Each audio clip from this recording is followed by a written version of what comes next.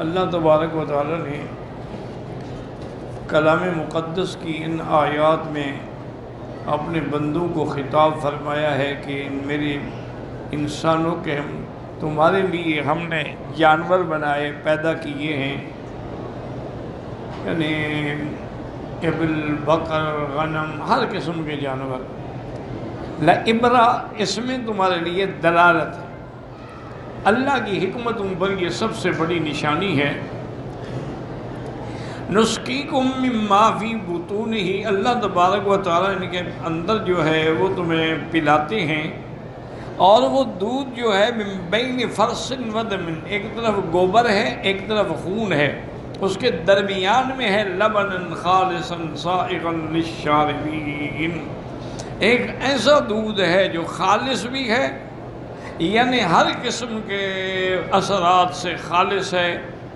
اور پینے والوں کے لیے بڑا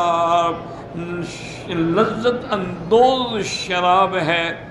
اور اسی طرح اللہ نے فرمایا من ثمرات النخیل، اور ہم نے تمہارے لیے پھل بنائے، کھجوریں ہیں، انگور ہیں، تتخذون منہ سکرا، تم اس سے نشے کی چیزیں بھی بناتے ہو، اور وہ رزق حسن بھی ہے۔ ان فی ذلک لآیات لقوم یعقلون، ان سب چیزوں میں نشانیاں ہیں لیکن ان قوموں کے لیے جو سمجھتے ہیں، جو عقل رکھتے ہیں۔ اب سمجھیں کہ اللہ کے نظام کو کوئی دنیا کی طاقت یہ نہیں کر سکتی ہے کہ انسان کے پیٹ کے اندر اللہ نے کیسی مشینری لگا دی ہے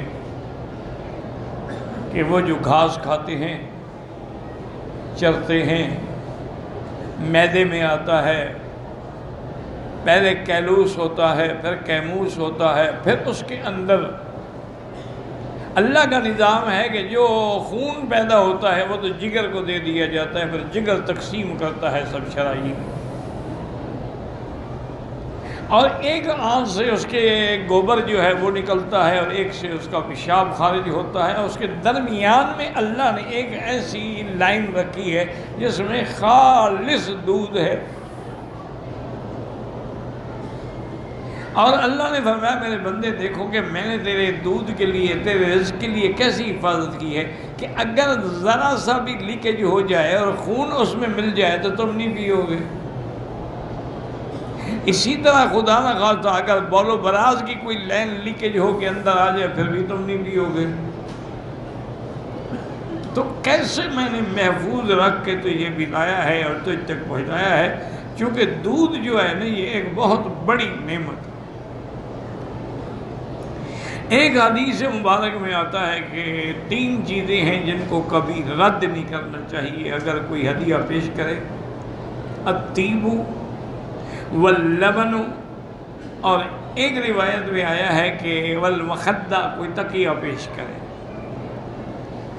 اسی لیے صحیح حدیث مبارک میں ہے کہ میرے آقا جب حج میں تشریف لائے اور آپ جبل رحمت کے دامن میں جو کالے کالے پتھر پڑے ہیں، یہی اسی جگہ حضور اپنی اونٹنی پہ تھے۔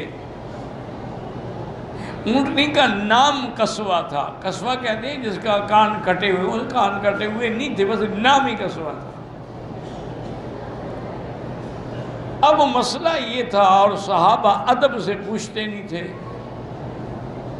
کہ بھی عرفات کے روزے کا جو حکم ہے اس کی بڑی فضیلت ہے کہ اگر عرفات کا روزہ اگر رکھے آدمی کوئی 9 ذی الحجہ کو، یوم الوقوف کو، تو 1 سال گزشتہ کے گناہ بھی معاف ہو جاتے ہیں، 1 سال آنے والے گناہ بھی معاف ہو جاتے ہیں۔ تو کیا اب یہ کیسے معلوم کیا جائے کہ حضور پاک نے عرفات کے دن روزہ رکھا ہے یا نہیں رکھا ہے؟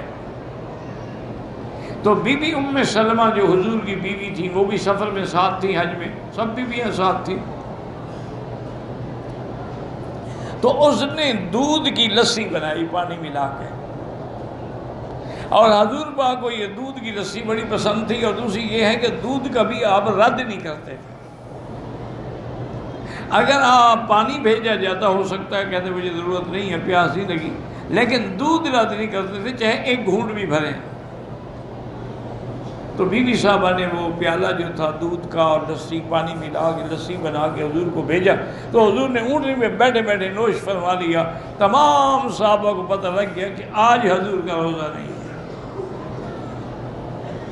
اسی لیے فقہا نے یہ مسئلہ استنباط کیا ہے، یاد رکھو فقہا قرآن و حدیث سے مسائل کو نکال کے ہمارے لیے پیش کرتے ہیں۔ انہوں نے کہا کہ اگر کوئی آدمی حج پہ ہے تو وہ روزہ نہ رکھے،